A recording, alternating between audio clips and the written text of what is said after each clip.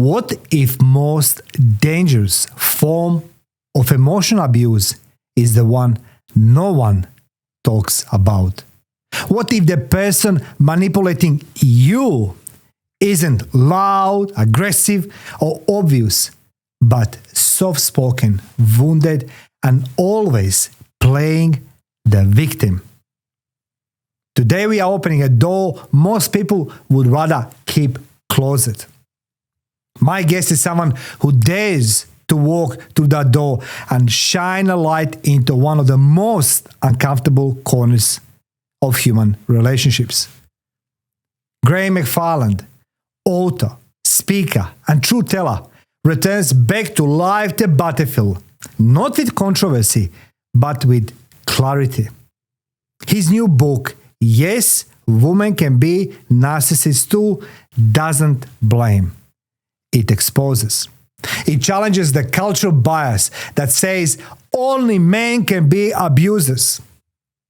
It speaks for the silent, for the men trapped in confusion, shame, and emotional pain they were told to man up and ignore. This isn't about gender wars. This is about psychological warfare behind closed doors. In a world where narcissism is rising, social media fuels illusions, our relationships are breaking under emotional manipulation, Graham's message is needed now more than ever. So buckle in. This episode isn't just about book, it's about truth, it's about healing, and it's about giving voice to those who never thought they were allowed to speak. Let's begin.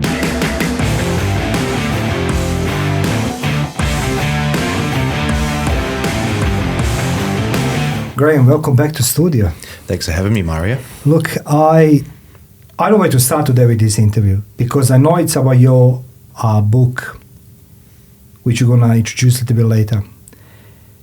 But your return couldn't be more timely because we're going to talk about topic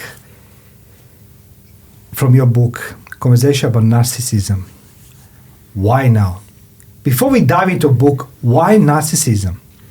I've had a long journey myself, as you know, and I've had to deal with what I call the damage after my own journey, and I might talk a little bit about that later. The other reason is from the years and years of family law and seeing outcomes, families, good, bad, I've always questioned what's driving these behaviours. You know, whether I've got the lost fathers, homelessness, anything that has prescribed programs to change behaviour. And some of the biggest things that I find within parenting orders is the why. And it's really frustrated me. And everyone who's involved, it understands when they get close, it just doesn't sound right, or there's that gut feeling that things aren't the way they should be. And then when my own journey of reflection, own journey of repair, it became very, very, very clear to me, and especially with, meeting a wonderful partner that I've got today that's been through the same journey, this thing called narcissism kept creeping in. But here's the problem I had with it is narcissism, if you prescribe to the idea of a narcissist, it represents a couple of different traits, behavioural traits. Yes. And no one could sit there and disagree with it. Yes. But it's only 6 traits. And if you're not part of the 6 traits, you're borderline narcissist. And I keep seeing this term for years and years. If the family court prescribed some sort of resolution where they need to go out and actually get psychological assessments done, I always came across this term of narcissistic borderline behaviour, or just borderline narcissism. And I didn't understand that. It's either you are or you aren't something, wouldn't you think?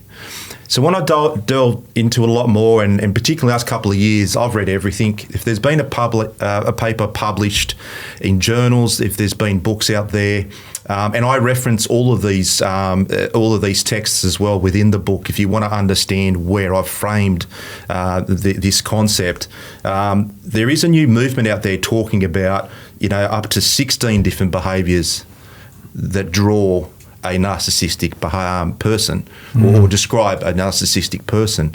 but only 6 of them are used in common law. Can I share something with you? I've done my own research because, guys, I say like this, a podcast, it's about facts. It's not about just opinions. The Graham McFarland, I'm going to put in a description down, already been in the studio, talk about his first book. This is his second book with us.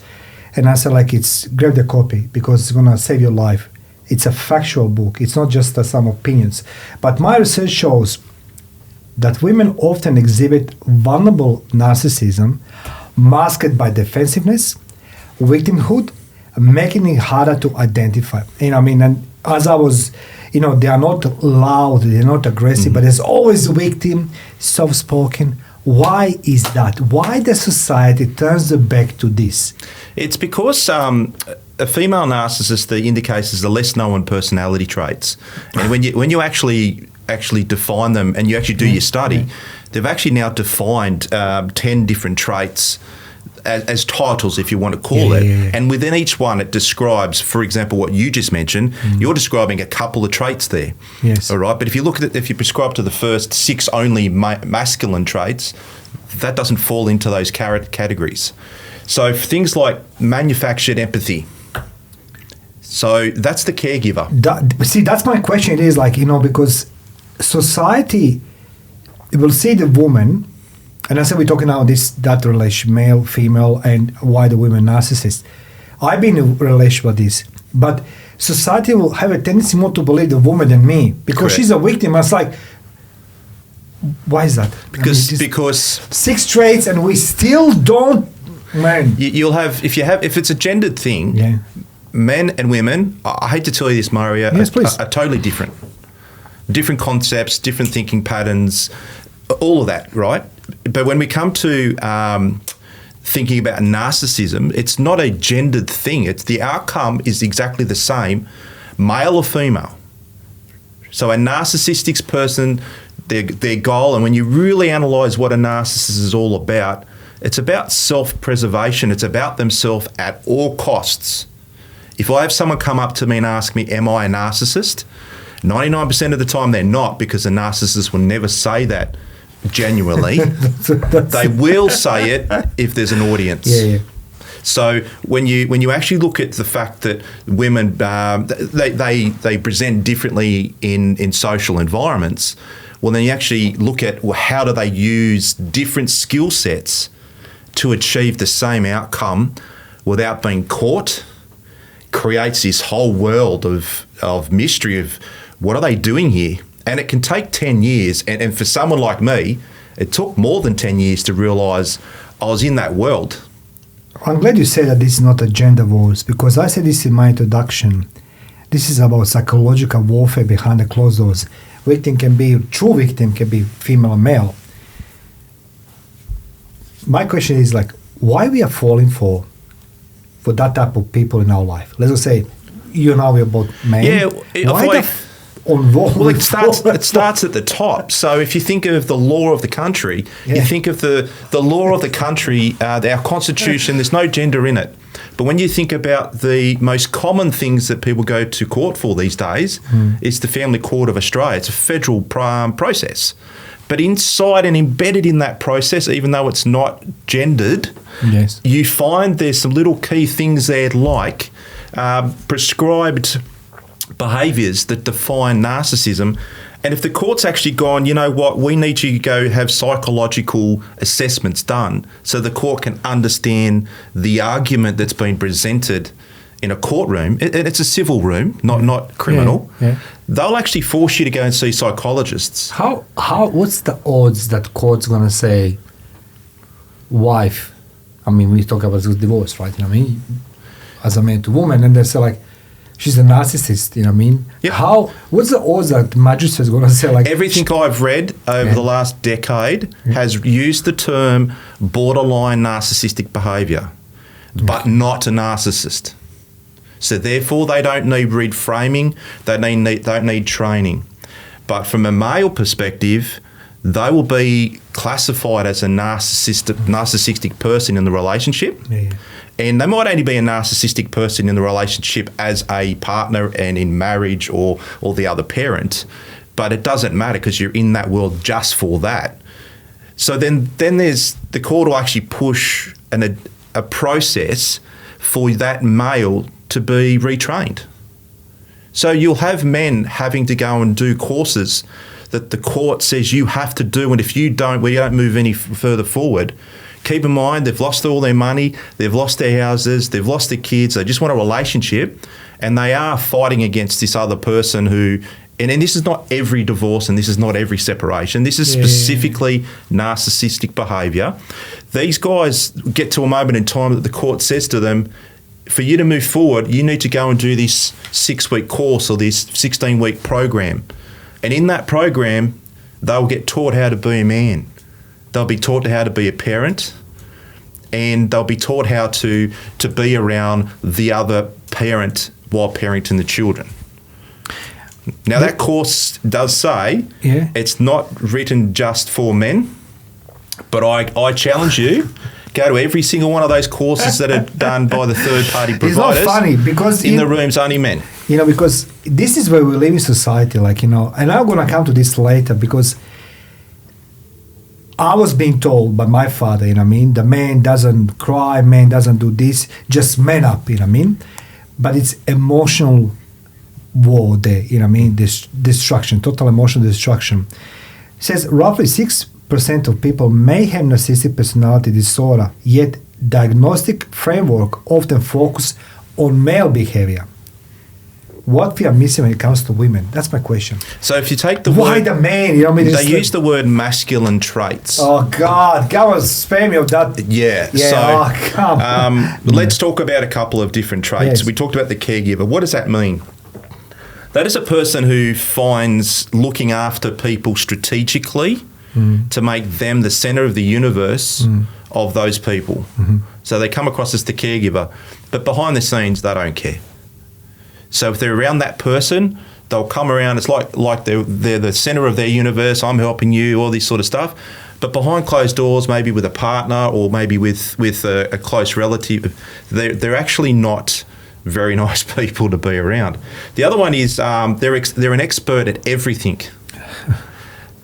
So very quietly, I'm not surprised. You might be a specialist in something, and you have a view, and you're having a conversation. Yes. They'll always try to undermine you by suggesting that no, you're wrong. That's not how it is. Yeah. This is how it is. Rather than having constructive conversation, there's no constructive conversation. You just get told very quickly that you're not. And if you have that for 10 years, you start questioning yourself, right? And I'll address that a little bit later when we talk about the damage. All right. The next one is they're the queen of chaos. So if there's no chaos, they create chaos. If it's a beautiful morning and you're having a beautiful coffee, you're sitting on the balcony, the sun's there and you're relaxing. I'm sorry I'm laughing, but yes. They've got to switch it so that it's not an enjoyable moment for you or for a group of people. The other one's the progressive aggressive underminer. So, sorry, the passive aggressive underminer. So the other one is the passive aggressive underminer. What that is basically saying to you that they've heard something, they know something more than you, and you think you're doing okay, but you're not. You went for a job. So this is not just a partner. This could be someone at work. You've gone for an interview for a job and they'll come back and say to you, hey, I heard that you didn't do very well. And there's no reason for that comment. There's no reason for them to even get involved with that conversation. You should be supporting your teammate that you had an interview and good luck and let me know how you go. That's what a human being would do. But they wouldn't. They would actually get underneath and give them another reason to second guess themselves. And it's a strategy in a workplace. It's very common. The other one is the victim narrative. So their victimhood, it's like a trap. So they are the victim. Of course. So if, for example, I had a car accident, they had a bigger one. All right. I mean, I'm laughing, but it's not funny. That's so true. But this is so... Selective. Next one's selective rule breaker. So it might be simple rules of the household. It might be rules in society. It might be rules at a workplace. Yeah. And this might be a parent. So they'll have rules for the kids, but they select whether or not they have to follow the rules. So what it could be as simple as When you start your morning, you do this, and this, but they don't. They just don't want to do it. That's rules for you, not for me. Does that sort of resonate a little bit? Of course. Look, I'm going to come to this question a little bit later, but that's like I'm ashamed to admit that this happened to me. Yeah. Now I see some traits. Before it was just like I'm with a psychopath, narcissistic psychopath. That was my definition. But now I see what's happening. The one that you sort of mentioned earlier was the emotional chameleon. So what does a chameleon do? Goes up a tree, it's brown, goes onto some green forage, turns green. From an emotional chameleon point of view, it means that they adapt to what's going on. So they're inside the emotion of a conversation or a relationship or a group of people, and they adapt very, very well to whatever's going on. So if there's a death in the family, they're in the centre of that. If there's a baby being born on an exciting level, they're in the middle of it. And they can swing within minutes. So they can be this very passionate person about work and then very passionate, I don't like the company. And it's unbelievable when you sit back and you know what to look for, and you actually watch it and observe it, and you know what to look for. It's something that it yells at you. You can see it. The shift is unbelievable. I want to ask a question. It's a personal question. You may or you may not want to answer. It's related to my next question because we talk about covert abuse, and I want to know what narcissistic manipulation looks like, but not from point of view definitions. If you like to share maybe your personal experience so that every man over there, even women, can recognize what happened to you, how this manipulation happened, silently, and that emotional manipulation of yourself from narcissistic partner. Is that if you want to answer? Look, I think it's easy for me to talk about now because I'm a lot older. Yes, you are. I've gone down that damage that I'll talk a little bit later. Yes. But I lived in a world of, and these are a couple of traits I haven't spoken about yet. I lived in a world of the silent saboteur, sabotaging things. I lived in a world of the silent control freak. So these are other behaviours that women of narcissism are extremely good at. They're the best in the world. So if they're going to sabotage your day, they've already planned it. And when you think you're doing things well, things always start to go wrong, or you've done something fantastic, you're not allowed to have a win. And you know my story in the community, and I've done some big things in my time. Yes, you did. But to have someone who's close to you tell you that it's not that big, that their world is bigger, or you're just doing things that everyone else does, and next thing you start second guessing everything because you feel like you're doing the right thing, but the person that you're relying on as being the most closest person to you, which often is a wife, or it could be a parent. I was blessed not having parents like that, but I saw many parents, very close mates of mine, and one in particular who's been a mate for my whole life. And I didn't notice this until maybe 20, 25 years later, and we'd known each other since we were young kids, that the issue wasn't the father, his dad, it was actually the mother was the issue. But we were so convinced that he was the issue. And it wasn't until I had my own problems and I was in an environment where this really good, and I love spending time with men that are 15, 20 years older than me that have gone through trials and tribulations.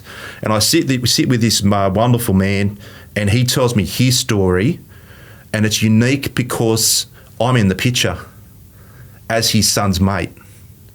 So he's telling me all this pain and disappointing story about not seeing his kids and the money he had to spend and being pushed out of his social world because of the mother, whereas I was a kid hanging out with my mate in the backyard with the mother there and she's feeding us and all that sort of stuff. So that chameleon was there.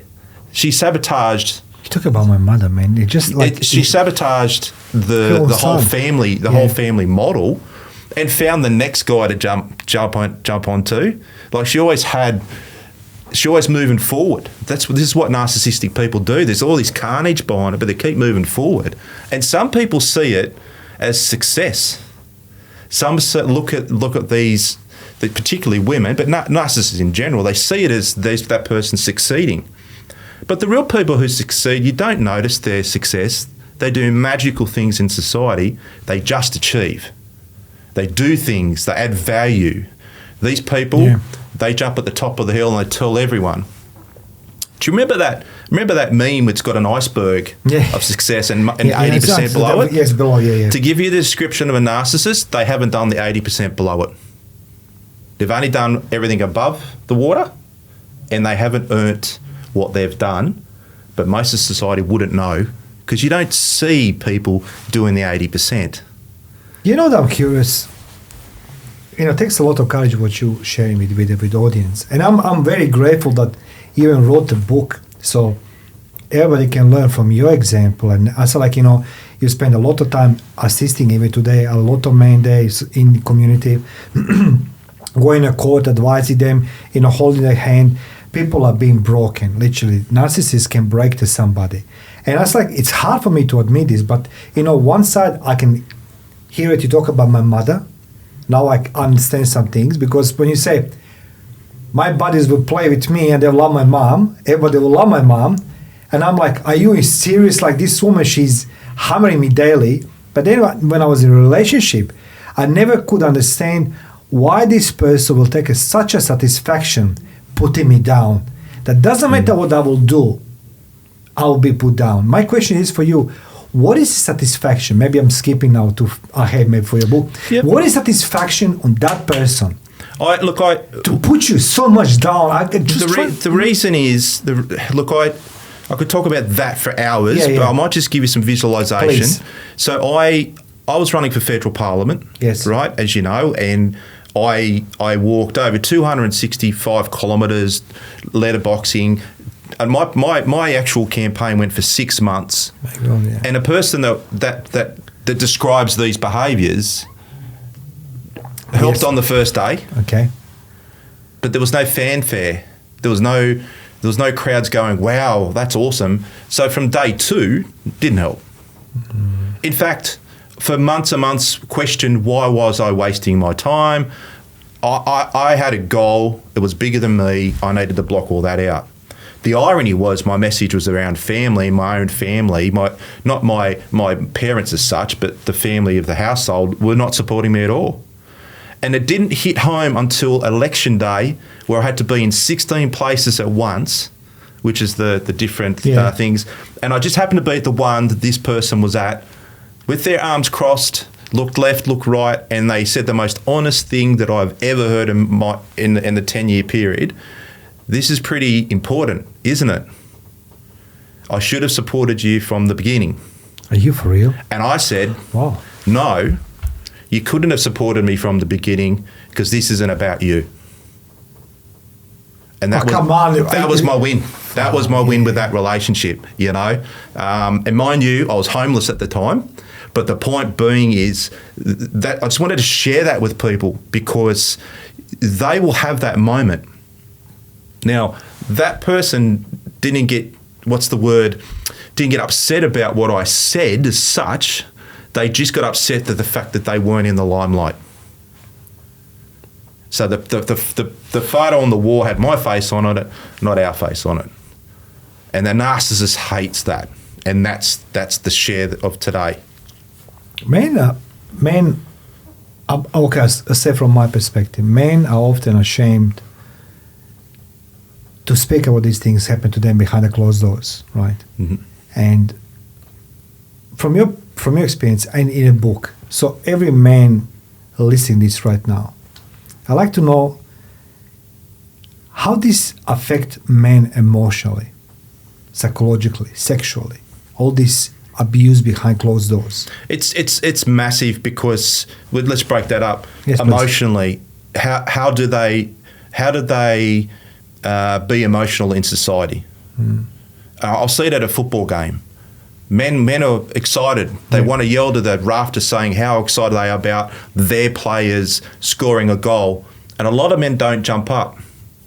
And the reason for that is purely because they don't know how to act in society. The younger blokes do. because it's exciting, right? Yeah. Well, why can't you be excited? You talk about the relationships. They miss out on opportunity of having some fantastic maybe relationships with some fantastic women. And it took a lot of years for me to repair myself, and I found the right one. And we talk like this all the time. And I actually open up and be fully exposed to all my emotions. And she doesn't judge me. Whereas a narcissist will always judge the way that I feel. So if I want to vent that I'm upset about something that happened at work, I don't need a solution, but I just need to vent, just need to talk. Have you been ashamed to open this to your partner? Have you been ashamed as a human being and a man? Yeah, absolutely. It is, and that's the way that I suppose the society framed me over time. But when you have those aha moments and you actually learn, and I'm always been that guy that says, if you want to understand something, go out and learn it. Okay. So narcissism, yeah, I went out and learned it. And the other benefit I had was my work. So 2 parts, community work and my career. Yeah. So in your career, most people may work in their whole career with maybe 100 different types of people in their whole career. And not talking customers, I'm talking about colleagues. Yes. I've had thousands of people in my career. You know, but some of my teams have been 5 people up to 620 people. So having big teams and seeing how little teams work in big teams, anyone who's ever worked in big teams understands what I'm about to say is your job is to read that play. It's like a play, to read how they're performing, catch the winners, someone's going off path, catch them before something happens. But within those environments, there's a lot of emotional chameleons, there's a lot of people using victimhood, trying to get ahead in life, feel like they need to be aggressive, but they do it passively so you don't notice it. To the example of telling someone they didn't get a job, but they wouldn't know, but they thought they'll make that comment. Yes. So the corporate thing really frames it as well. And the thing society does these days is the equality crap that's been going on for the last 2 decades. I just love how you explain this properly. It's crap. You know, I've worked in retail for predominantly the first 20 years of my career for some magnificent companies. Yeah. And every single time, my leader for 20 years was predominantly a woman. I don't want to shock you there, Mario. So firstly, the main people running retail in Australia, and rightly so because they're fantastic operators, they're women. So state levels, national, regional. There's one brand that everyone probably has a mobile phone. The whole leadership team is female all the way to the LA. And that's just how it is. But then we're saying there's an equality issue. I worked for one organisation for 18 years and we were on enterprise bargaining agreements, right? Largest employer in Australia. We were all earning the same money. Where's the pay gap? Hang on, we're being told that women don't earn as much as men. Where's the pay gap? So the pay gap conversation isn't 2 people working in the same job, is one getting paid more than the other?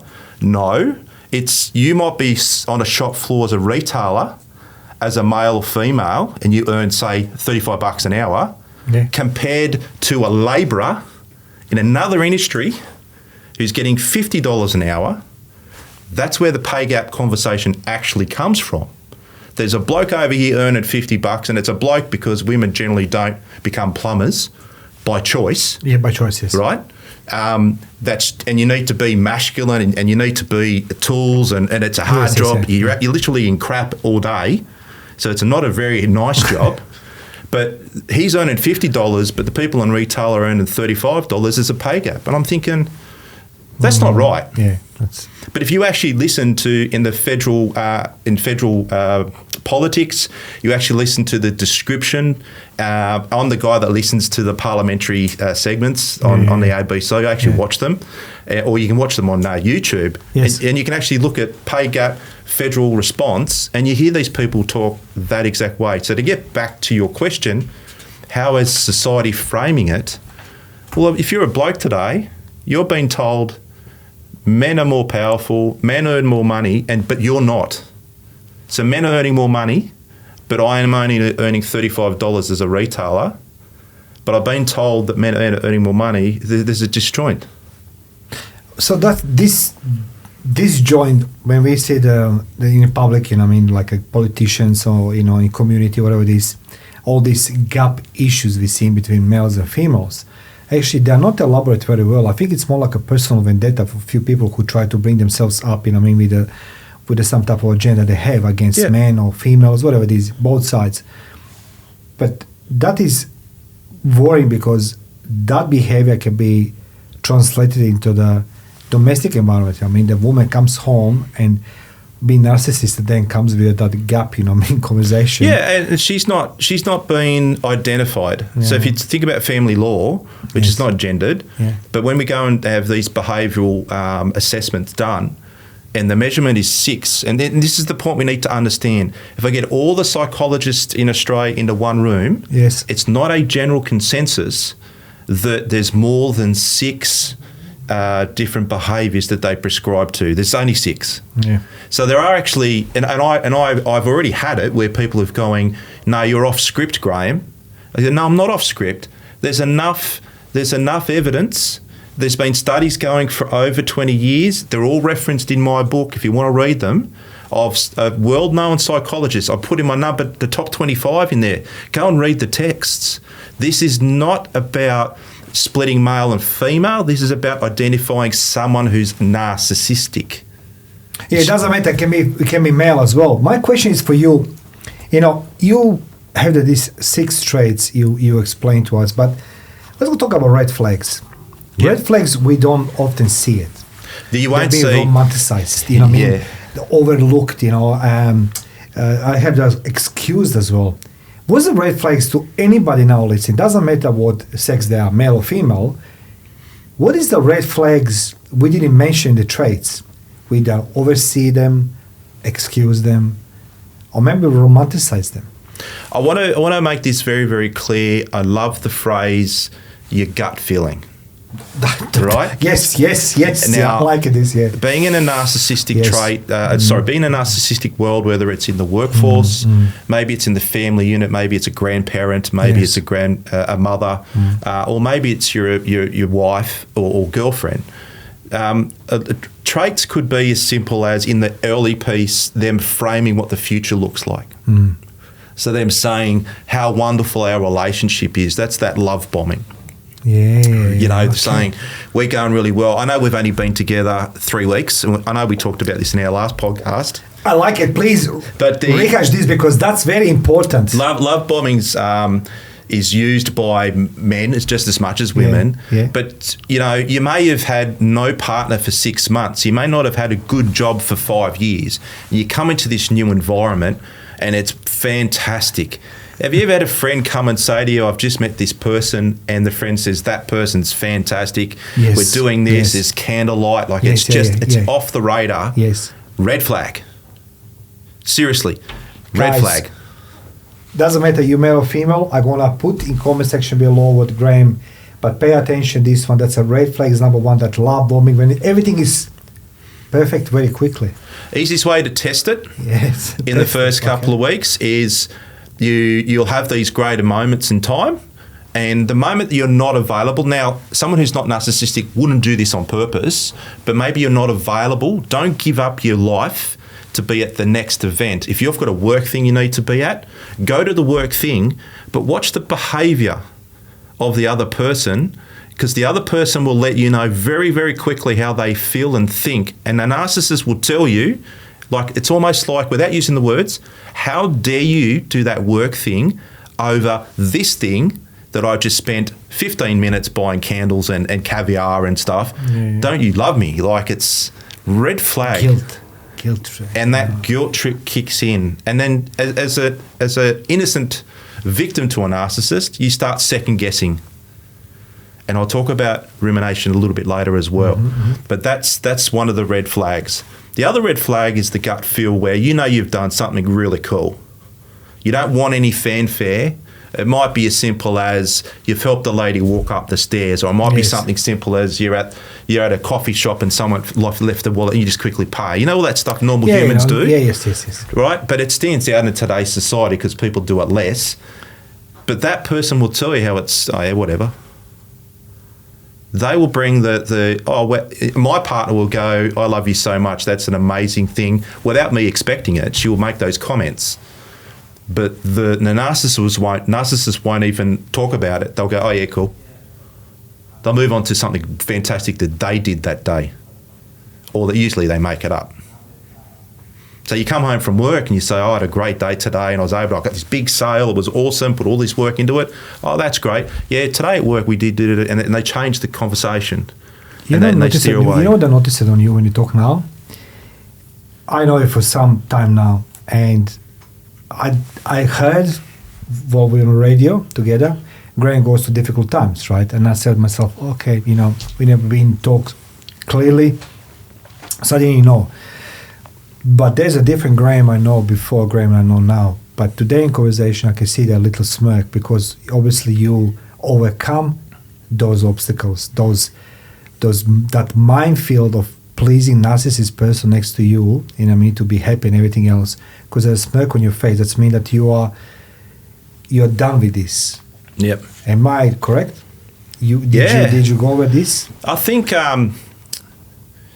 When you get to our age, and I'll say this to the younger blokes, or even the younger women that need this support. When you've been around a long time, you're actually busier than you ever have been, but at the same time, your patience for some stuff gets a bit short. That's the gut feeling kicking in, yes. Because you've been burned by someone multiple times or different people in your time.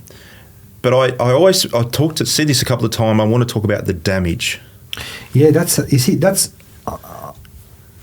I have a question. Maybe I can feed this on. You say in your book that many men end up questioning their own reality. Yep. So the question I do have is: gaslighting the most common weapon used, or is more subtle? And what damage? Yeah. So about? Gaslighting. The term gaslighting. Funny enough, I got told the book's been written in multiple languages now.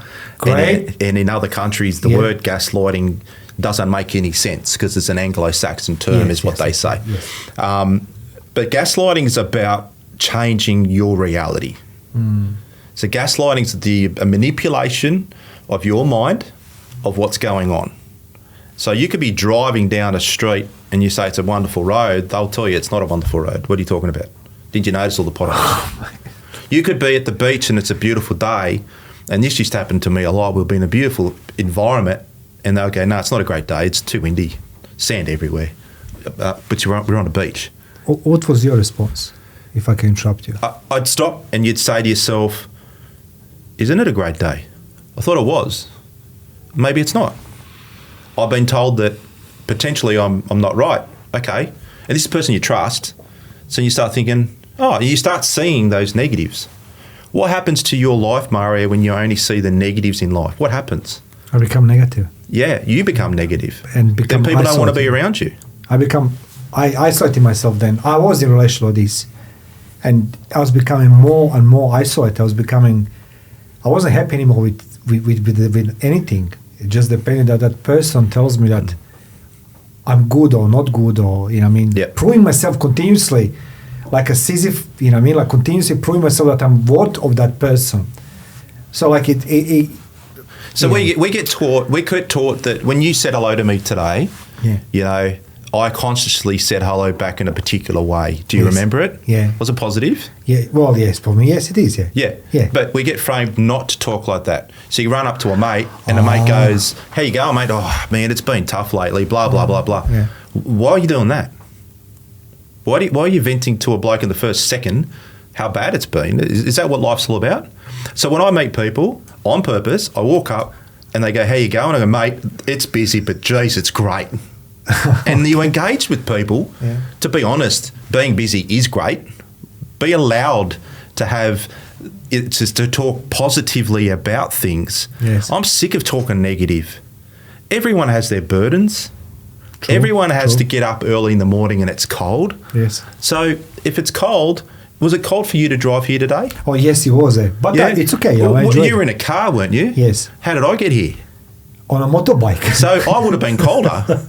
And that's why I'm your framing choice. the conversation. Yes, My it is. choice. Yes. So it's not really Yeah. cold, Mario. No, it was no. just cold-ish for you, Yeah. but it was freezing for me. But I didn't say, walk up to you and shake your hand and go, how you going? Oh, mate, it's freezing. Would you say Negative. that men who suffer in silence with the relation with narcissistic person have a tendency to win themselves straight away, but doing so, they will isolate themselves from the other people because they don't want to elicit that negativity from them? Would you say to guys to behave as you said, you know what I mean? Try to compose yourself, you know what I mean? Posture yourself more positively rather than in first minute. Yeah. My missus, she is a psycho. And I think the easiest thing to know whether you're in that place or not is if you meet a mate that you were friends with when you were 15, 16, mate, every time you saw them, you get off the bus going to school, whatever, it's high fives, hey, how's it going? Yes, or you're sure. going to the footy team, you're going to training and you're all like psyched up because you're going to spend the next 2-3 hours, you know, doing all this stuff with exercises with your mates. Yeah? If you meet that person 20 years later and they aren't the same as that, they're in that place because they've been conditioned not to be positive. Conditioned. That is a good word. We're being conditioned. Definitely been conditioned. And if I was to, in my past, if I was to run into a friend that I hadn't seen, and what's wrong with two blokes embracing each other and giving each other a hug, what would have been the comment is, oh, what's going on there? What's all that about? Why are you behaving like a child? Like, why are you doing these things? And that's done behind closed doors. And it might be done 5 hours later. But it's done strategically to let you know that you're not behaving correctly. Can I share something with you? I had one experience with that particular person, and the fact it is that I just, unbelievable, like I didn't saw these signs, you know what I mean? Because I said, let's go hold the hands. And she was going ballistic. I said, what's the problem? She says to me, what do you mean holding hands? How old you are? You know what I mean? That's for the teenagers. It's like, we just like to hold the hands, you know what I mean? Just feeling like that way, you know what I mean? And it was like a punch in my face, you know what I mean? In a boxing, just a jab in my face. Because you're ruining the narcissist's view of the world. But all I want to hold the hand. Yeah. You're coming from a genuine place, Yes, yeah. but you're ruining what they're trying to create. Oh, And I couple of little call outs. I always walk on the roadside of the woman. Right? So you're walking down the street. Yes. A real man, I got taught this from my grandfather. A real man will always stand between the risk, which is a car. That's correct. But that, and your woman. It's a protecting that's mode, always, right? Yeah, of course. So in a previous relationship, I would always move to the other side naturally, but then I'd get chastised that, why are you doing that? That's that you're old. You know what I mean? But when you're with the right person, as I am today, they love it. They recognise it. The other thing, the holding hand part, Lexi and I will be together 6 years in 4 weeks' time. And for 6 years, That's I've your been holding, wife, it's my right? partner. Yeah, your partner. 6 years I've been holding her hand. No problems. No problems. In fact, when she's away, I'm always looking, she's overseas, I'm looking for her hand. It's just normal. We walk to the car, it is normal for me to open the door. I always walk to her side of the car and open the door for her. Now, if I've done that in previous relationship, narcissistic environments, they don't want to be seen by the community that a guy's opening up the door for them. See, you were spot on with that one, Graham. And that's like, takes a lot of courage to speak about these things in the first place. Secondly, you're advising people, you know what I mean, who's going through difficult times in life. I want to talk about numbers now. I just want to ask you, how many men do you believe are suffering in silence? In Australia? Hundreds of thousands. Heaps of men are suffering. And the reason why I say that number is because I only see a small proportion of people based on my geography. Yes. Where I live, the social world that I'm attached to, There are some people in different states who know who I'm in based on things I've done. But the proportions I get just from my world is extreme. I can go to a function in our local men's group, go to a function of 100, 110 men. I reckon in that room alone, I could find 20 blokes or more that have got some sort of, I suppose, experience or exposure, have been hurt in the past and going through stuff now. Out of those 100 guys, but majority of them have got something going on. And they don't know how to talk about it. They don't know where to talk to. They don't know what's going to be taken seriously. They're second-guessing themselves. I do have a question. I was wondering, will I pop out this question or not? But I'm very curious now because it's like you're the guy who, not just being there personally, but you're the guy who is for the other men there in community who suffers in silence. Either divorce, separation, they cannot see their kids, all these things.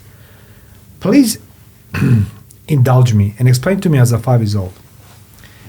On TV, we see all these commercials, domestic violence. It's always a man culprit. It's always man is that one who is actually abusing the partner, right? Yep. But reality shows that a man has been abused by women as well, right? So why we don't have a commercial that says domestic violence is not reserved only for the women, but for the men as well? What is wrong with society? Why we don't explain this properly, that domestic violence can happen in different ways, as you stated before. It's not just a man bashing the woman, but as well can be emotional abuse, can be the psychological warfare. I truly believe, because I want to hear from you. You start talking about damages, because damages sometimes can be not today, but can be for the future. Psychological type of damages, which can end up the person will commit suicide. Why we don't talk about this publicly, that domestic violence is not reserved only for one side? The squeaky wheel makes all the noise. Sorry, 5 years old. Tell me again, what does squeaky wheel mean? Squeaky wheel is, you might have 100 cars or 100 push bikes, but the one that's got the squeaky wheel is everyone looks at that one.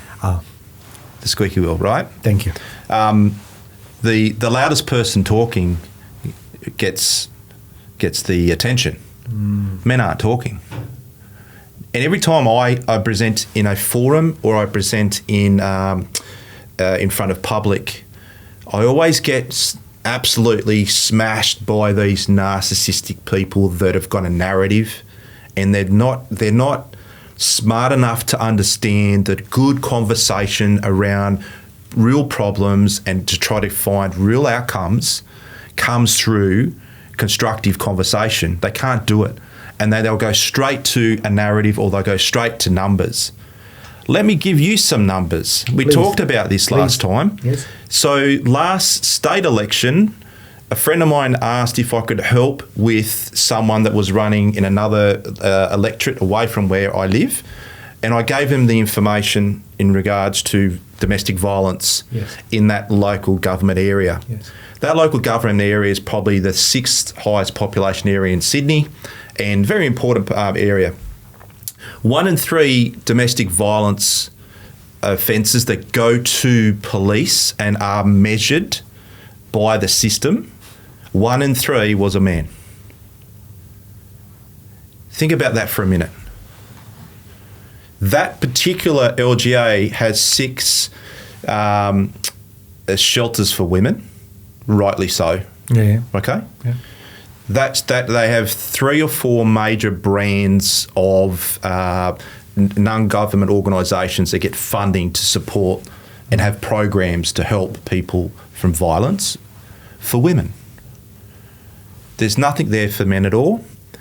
I supplied them the council's documentation in regards to how even the council in that LGA manages requests for information. Yes. And on the left-hand side had all these local providers and local institutions to help women with violence, which was on a pink sheet of paper.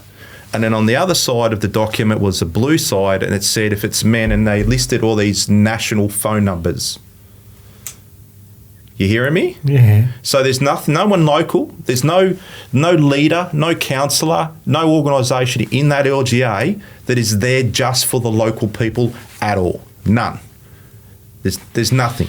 So 1 in 3 Australians that are recorded have a need, and it's not been met at all. And then people say, well, give me facts. Well, there's only one place to get facts. It's the federal website for statistics. We talked about that in our last show. If you understand any type of facts that's collected by the government, that's where you find it. There's also, you can actually go in there and go to the geography to a suburb. What are all the events that happen from a police department point of view? Criminal behaviour. They actually define murders. They define how many cars are broken into. All those crimes. It's all there. And you look at that data, and that's where you find domestic violence, because it's a crime. Then start looking at groups of people. They define it by groups, the nationalities. They do all of that. And interestingly, the biggest growth area for domestic violence is women relationships. Can you believe it? I'll not run away from the responsibility of the man. I could never understand the man can do anything wrong to the woman. I've not grown up in that way, you know what I mean? And my father always told me, you need to respect your mother, you need to do whatever she says, and doesn't matter how wrong or right I was, he always stood up for my mom, you know what I mean? And he says, she's my wife, he's your mother, she does the best for you. Yeah. I say, okay.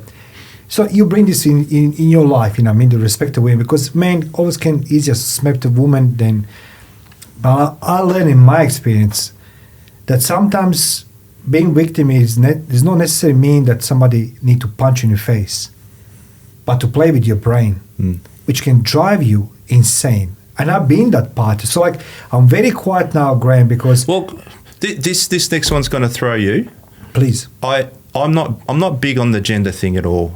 My thing's never been There's gender. nothing about gender, yeah. No, but I had a case where a lady and her kids were removed from a violent environment. Okay, very important that she was segregated, and went to a domestic violence shelter. Yeah. Now most of them you won't actually find the addresses of these places for the right reasons. Of course, okay? Yeah. Of course, yes. But the perpetrator, very bad person, right? He should be in jail. But she had children, and one of them was a boy, and I think he was 15. Yeah. But being a male, he wasn't allowed to go anywhere near that home. Oh, okay. So the mother couldn't have the family unit spend time with each other in this environment because of the rules. I couldn't send anything to those locations or use a courier to those locations unless I used a friend of mine, female, to go to that location. Okay. Okay. So we're doing the right thing by her, but at the same time, see how it's not black and white. No, it's not black and white. So what do you say to the 15-year-old boy when the siblings are all going to spend time with mum? The only way he can spend time with mum is in public, really, because the boy doesn't have a place to be, right? So where does he go? Now, he went with the extended family, but the mother didn't go to the extended family place at risk of being exposed to the problem, which could have happened, which probably would have happened because that's just how those situations happen. So it's embedded at every level of society. You mentioned something very important at the beginning, and when you talk about traits of the narcissism, many narcissistic people, I don't want to say the gender, doesn't matter. Doesn't matter. They're always hiding under being the victimhood. Mm-hmm. How dangerous that is, because if I come in a relationship and I pretend I'm the victim of previous relationship, or Graham didn't want to buy me Nutella, whatever, let's go joke a little bit. I'm the victim. The other person's gonna try to jump to fill the gaps, to be savior, everything else. But in reality, that victimhood is just Just a cover-up. How dangerous that it is. It's huge because I mentioned that in the my last book, Surviving Separation, and I say to people who are grieving and going through separation, don't jump into another relationship because in most of the time, and I've been around long enough to see it, unfortunately, that they get attracted by that person who plays the victim. They find that common victimhood that the person that's grieving is going through, create a bond through that victimisation. See what's going on? Yeah. And the reason why they're doing it is they're like a parasite for their next body. They need to go to that. It's just unbelievable. Like, that's what I do. Clarify. There's a beautiful book I want you to read by a Canadian psychologist called The Parasitic Mind. It's the Professor Gadd. And I'll actually... We're going to put the comment section below, guys. Graham's going to supply the link, so we're going to put that one so you can read that book extra on your time. So the concept there is someone who's narcissist, and this is how I think about a narcissist, they're not a human being, right? You cannot change a narcissist. It's impossible. It's proven, right? It's proven. Okay. Someone who's a narcissistic person is a narcissist for life. And that's it, boom. Boom, done. Can't fix them. My advice, stay away from them. That's it. Well, like now I can stay away. No, I'll just say, generally speaking, we can stay away because you share with us in your book and now in this podcast the traits and what we need to pay attention for. I want to extend this question now when you say you can't break free from them, right? It's actually a two-part question. One, it's how much social media helps or fuels narcissism? Yeah. What is your take on this one? Social media, narcissist person. There's two parts of this. It's the enabling part of a narcissist in the first semester, if you want to call it, of the relationship. Yes. And then you've got when it's broken down and finished. When you have a narcissistic relationship and it's over, it's over for them. They're moving on to the next victim, right? Yeah, but what's with me? I can find myself now. Okay, please continue because it's interesting. But for the victim, it's not over. It will never be over. And this is that world I talk about, the damage. The damage has been done. You second guess everything. You don't explore happiness. You don't know how to hold relationships because you've been told for years that you don't know how to hold relationships. And there's a behaviour called rumination, and rumination's one of the key components of depression, where you're in a depressive state and you're second guessing yourself, and things could be you're finding it difficult to concentrate on things. You're finding it difficult to get passionate about something again. You find it difficult to be around big groups of people, or you're finding it difficult, to see whether you're helpful. So helpfulness kicks in. You're being broken. It's like being rubbish put in the garbage. Yeah. Then you're sitting there and then the relationship's done, and then you start thinking, hang on, I've been told all this stuff. That person's not talking to me anymore. I must be really bad. Our relationship fell apart because of me. It must have been my fault. This is how you're thinking after you've come out of a narcissistic relationship. So you'll have good days, and the next day you go, oh, what did I do wrong with that last relationship? Because you remember the good things. But the problem is you're still trying to deal with that experience, but the person you feel like you need to deal with is gone. Now, if you're in a good relationship and you have an argument, you can always go back with that good relationship and talk it through, explain why you're feeling a particular way. I did not intend to make your life any harder, and have those really good conversations. Yeah. With a narcissist, you can't do that. It doesn't exist. That conversation doesn't exist. It's a Chinese wall. So rumination could take years. And for me, it took 3 years to break away from my mindset of being the victim or me being the instigator of a bad relationship. 3 years, man. 3 years. It took a long time. And I'm the lucky one. So people can live their whole life. Have you ever heard of a person who's been in a bad relationship and it may have ended at 30 and never have a partner ever again? Yes, I did, yes. They're still in this place. The parasite's eaten away all of their passion for life. They don't go and explore things. You say to me, Graham, you do all this fantastic stuff because I'm fixed. Why can't I go for a bike ride? That's a smirk, you see. That's what I like to see on you, because you don't just listen, man. You help hundreds of men. And my question is for you, for everybody now listening, doesn't matter male or female. But when you talk to the male who comes out of that type of relationship,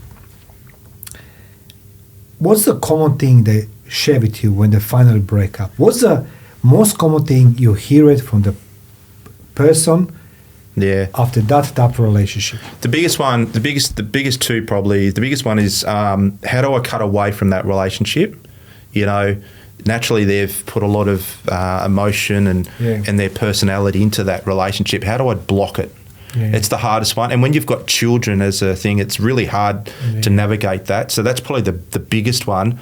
And the other one is how do I become a survivor rather than a victim? Think about those words for a minute. I'm not a victim of narcissism. I'm a survivor, mate. What's the difference of a survivor? What do? They fight. They fight, that's correct. I mean, they move forward. Yeah, correct, Yeah. I heard an expression yesterday. Why do buffalo run into a storm? The buffalo animal runs into the storm and not away from it. Because when he runs away from a storm, the storm's following him. But they know, and this is proven, they run into the storm because they can get through the storm faster. And they get to the other side where the sun is. Interesting. I never heard such a thing. Yeah. And that's what a survivor mentality is. And I would rather have more, whether it's just Australians in general, men, women, whatever, or more men to get that survivor mode kick in. The last book has had a fantastic response, and I probably get 6 to 10 guys a month now calling me. It's great. It's actually overwhelming, but the next book, which is this one here, the irony is I've put it out quietly. Do you know who's buying this? Don't tell me women. Women. Okay.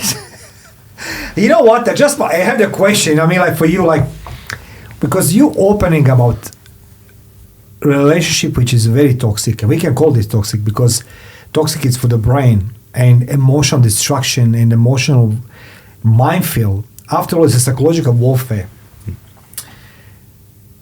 What is your aim with this book? What do you think this book gonna achieve? Now there's share that with some women mostly buying the book, like which is like title is not such appealing for women. The system that I think the way Australia or people in general think is, if you got to prove a point, you've got to give me something to prove my point. I can't have a point of view. I've got to be factual, right? Well, I can't go to the bookshop right now and they find a book about behaviours outside the masculine traits of narcissism. The book doesn't exist on the shelf. It doesn't exist. In fact, the irony is with this book is I've actually approached all wholesale channels, all retailers in Australia, and they still are not interested in this book. Because it has a word women. Because it has a preface. And I suggest to them that they read the book or read just the back cover, because it isn't about me being an angry man. So to question, why have I done the book? Well, now there's a reference in the world that says this stuff exists. Please read it. Books are about learning. Well, let's learn. Let me help you, point you in the direction of where you need to be. Now, if I'm going to have an argument with someone that goes for 15 minutes, how can I give you 20 years of reading and research that I've done? How can I give you a reference point that you're going to agree on?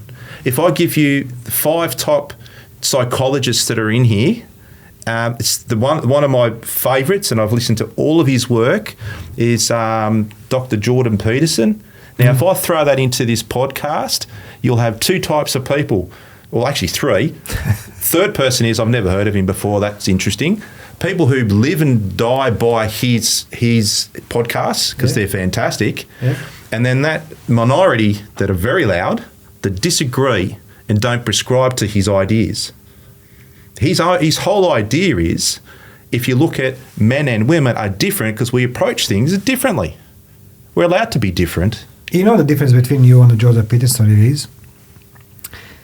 Jordan Peterson, it's crime and river, man. I hear his podcast, and always come back to this story. He was alcoholic, he was this, he was that. But today I'm sitting opposite a true hero, unsung hero. And I have this with all my credibility. I was in a war, I saw the man. You never one moment you said about that person you were in a relationship. Nothing nasty, nothing bad. You never portray yourself as a victim. That's the difference between you and Jordan Peterson. So guys, I want you to grab that book. I want you to read that book because yes, women can be narcissists too. And we all go into these relationships, ups and downs. But Graham explained clearly, not just from his point of view, but as I mentioned before, he helped hundreds of men. They're going through very difficult times. So women can grab this book as well and find the same trait for the men. But Jordan Peterson never said nothing like this. Did he? No, and did yes or no? He has got a thing on, but he doesn't talk about it. No, and that's why you are the hero. So I'm going to use him as a basis point as the largest podcaster in the world. He fills rooms of hundreds of people, thousands of people, but to the point he still has not been able to explore that without being chastised and correct. That's correct. Yes, that's so correct. And that's hard. But he's not the one. There's others in the book that I refer to that I think people, if they're really interested. The phone call I got, this is why I had a smile on my face too. I had a phone call from a guy, it was only yesterday, and a couple of, and I'll mention his name, Dan, fantastic guy. Yeah. I actually gifted him a couple of these books just in a bad position, and watching these guys having through real bad journeys, and then they actually take the time to give me a call and say, wow, the book had, this chapter and that chapter, they got this out of and that out of it, and it's been fantastic. The people who don't like what I do, they'll tell me that in chapter 3 on page 31 you've actually got a spelling mistake on the second paragraph. I don't care. My message, at least their message, they've read it, all right? And then getting this feedback coming back, it just says that I've done the right thing. And hopefully at some point in time I might decide to do my third book and start really helping people lean on published content, factual content that helps them with the issue they're in front of today. I need to ask you something. I did have the tissues here, and I have it with me. Why you are so emotional now? Because it's real. It's amazing when you've had this fight for because people don't see what I see. Yeah. I see the eyes full of tears. Yeah. Why is that? Oh, because decades and decades of dealing with being told how to behave, being told that you can't have this or you can't have that, and you get to a place and you do something about it, and then the next bloke going through the same problem, but he's in the first part. I can guide him a little bit so he can work. He can be that survivor mode rather than being a victim mode. What we don't see it in this very moment, some man or woman goes through that motion you describe in your book, and some woman or some man will be married or in a relationship with a person who is applying every possible tool in their disposal, narcissistic way, to hammer at their suffering this very moment. And I truly believe, I wish the world has more Graham McFarland. And I say this as somebody who I witnessed one of the worst things in my life. War is it's horror. But it's a difference between the courage of being covered, being afraid and being covered, and being somebody who does things and somebody who talks about things. You all know these categories for me personally. You show the bravery and courage to speak about things most of men will never be able to voice themselves out. So you are You are speaking for every silent voice behind closed doors, now suffering, male or female. You're not covered running from responsibility, accountability that your book has a title Women. You speak up for everybody, for women, for the men. And I want to say, Graham, this to you. I want you to be very proud. And I'm sorry you will become emotional now because, you know, guys, I didn't have this nothing. You see me, I'm sitting here. So like, Graham, you're a good man. I just want to ask one more question. How difficult for you was to write this book? Oh, this was the hardest thing I've done in a long time. Can you share with us why? Yeah, my biggest supporter is Alexia, my partner. She said I should write this book. There's a tribute in there for her. Just to reframe the book, this book is for anyone. It's not. It could be the daughter of a parent. Could be a work colleague situation. This is really helping frame how to first identify and then how to put things into place, a bit of a program around actions, how to diagnose, and then where to get support. The best thing to do is it also encourages you how to look for more information, because information will help you go through this.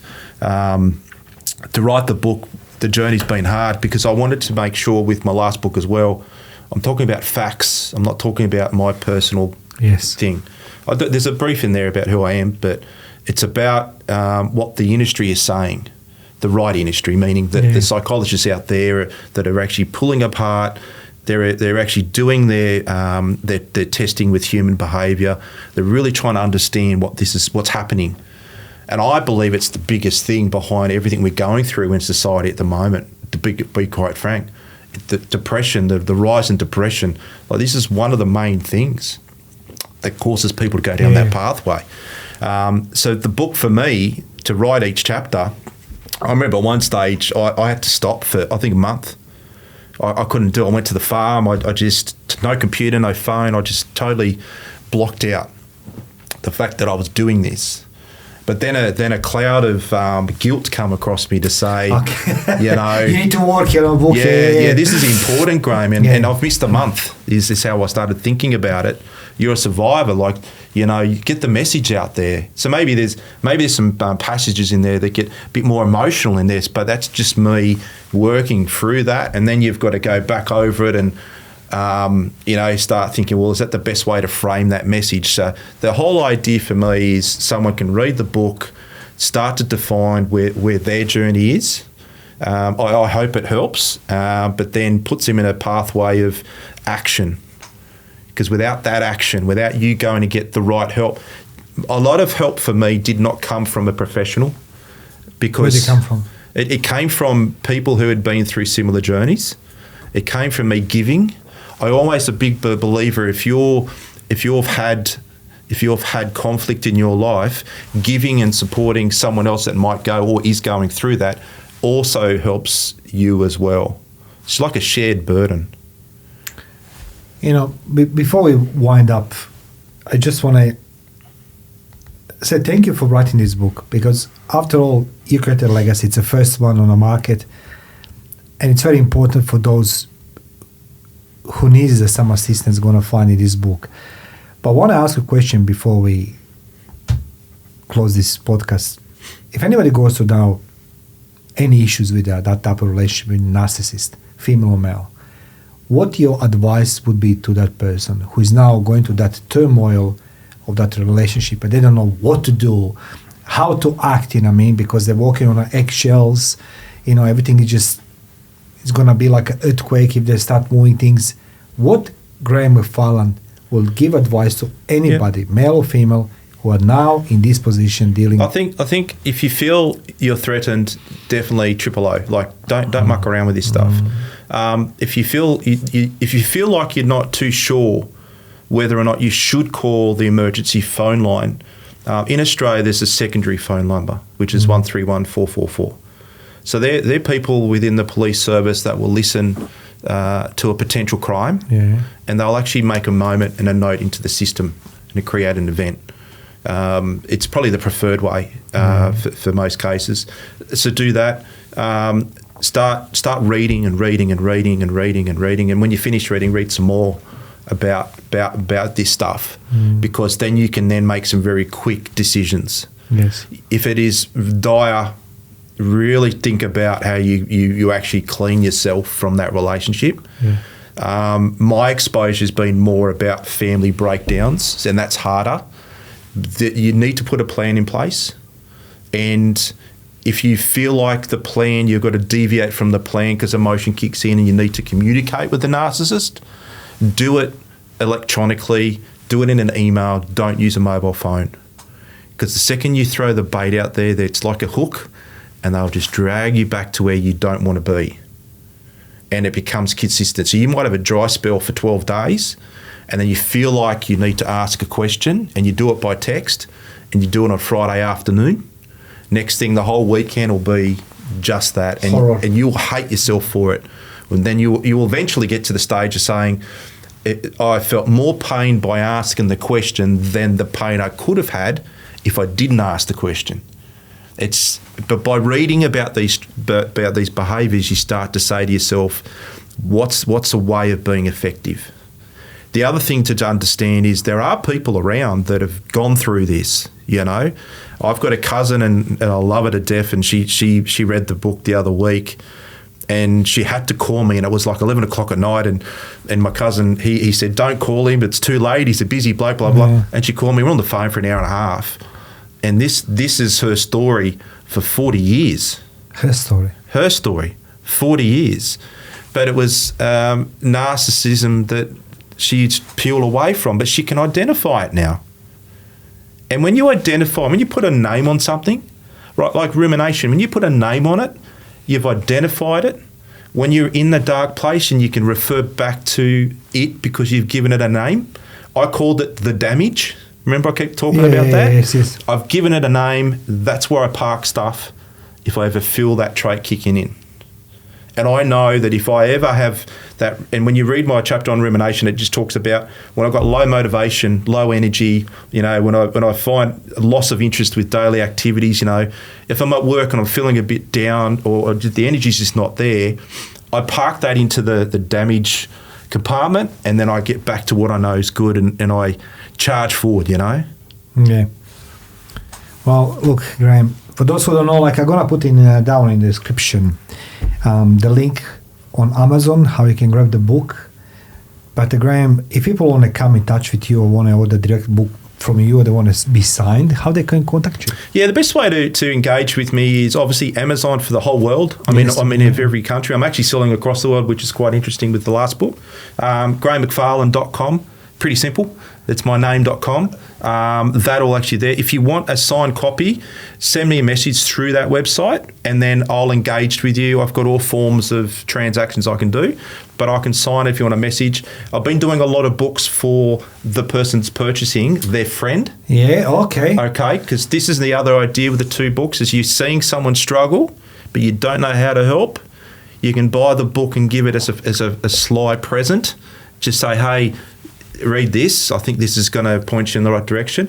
And I've actually had a couple of people reach out and say thank you that I don't recognise because they had been gifted the book. You know what? You're going to laugh now. Imagine you gifted me your book, 20 years ago, and my ex-girlfriend, she will see the book, Women and Narcissist too. She will kill me, man. I will need to hide it.